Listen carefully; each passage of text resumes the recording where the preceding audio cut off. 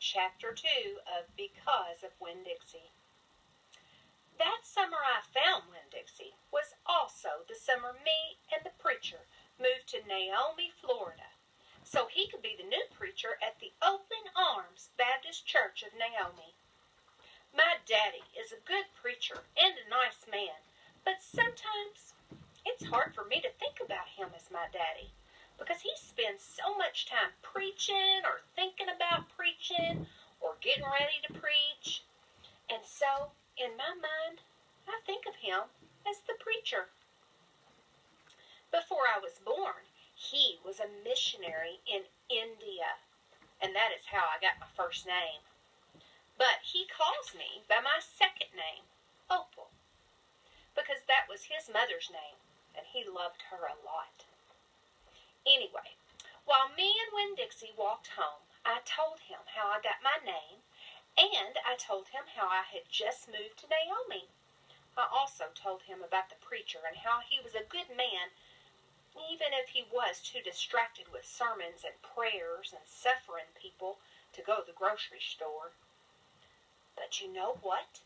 I told Winn-Dixie. You are a suffering dog. So maybe he will take to you right away. Maybe he'll let me keep you. Winn-Dixie looked up at me and wagged his tail.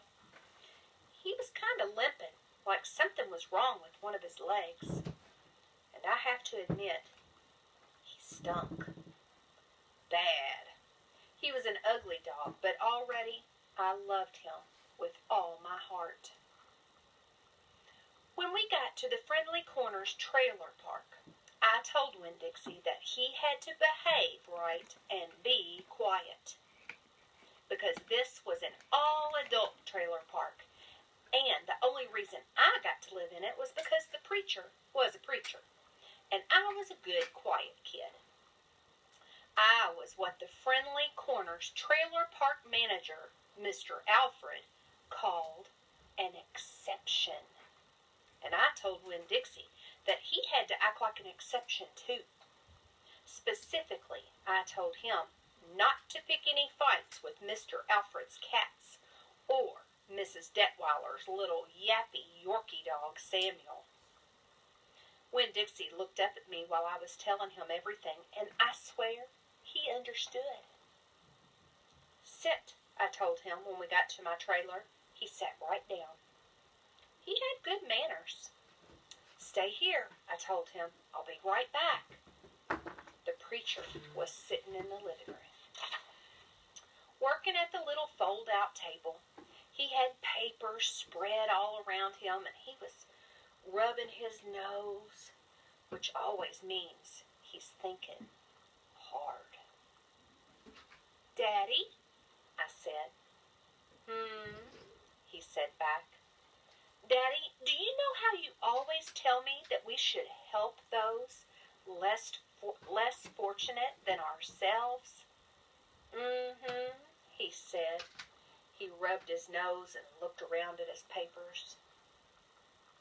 Well, I said, I found a less fortunate at the grocery store. Is that right? He said. Yes, sir, I told him. I stared at the preacher really hard. Sometimes he reminded me of a turtle, hiding in its shell, in there thinking about things and not ever sticking his head out into the world.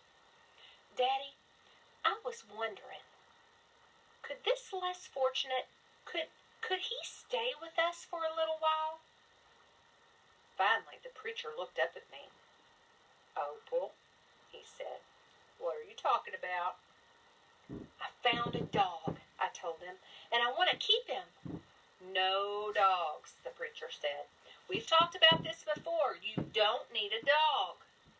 I know it, I said. I know I don't need a dog, but this dog needs me. Look, I said. I went to the trailer door and hollered, Winn-Dixie! Winn-Dixie's ears shot up in the air, and he grinned and sneezed. And then he came limping up the steps and into the trailer and put his head right in the preacher's lap, right on top of a pile of papers. The preacher looked at Winn-Dixie. He looked at his ribs and his matted up fur and the places where he was bald. The preacher's nose wrinkled up. Like I said, the dog smelled pretty bad. When Dixie looked up at the preacher, he pulled back his lips and showed the preacher all his crooked yellow teeth and wagged his tail and knocked some of the preacher's papers off the table. Then he sneezed and some more papers fluttered to the floor. "What did you call this dog?" the preacher asked. "Winn Dixie," I whispered. I was afraid to say anything too loud. I could see that Winn Dixie was having a good effect on the preacher. He was making him poke his head out of the shell. "Well," said the preacher, "he's a stray if I have ever seen one."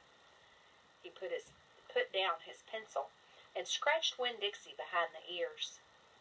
"And a less fortunate, too, that's for sure. Are you looking for a home?" the preacher asked real soft to Winn Dixie. Winn Dixie wagged his tail. "Well," said the preacher, "I guess you found one."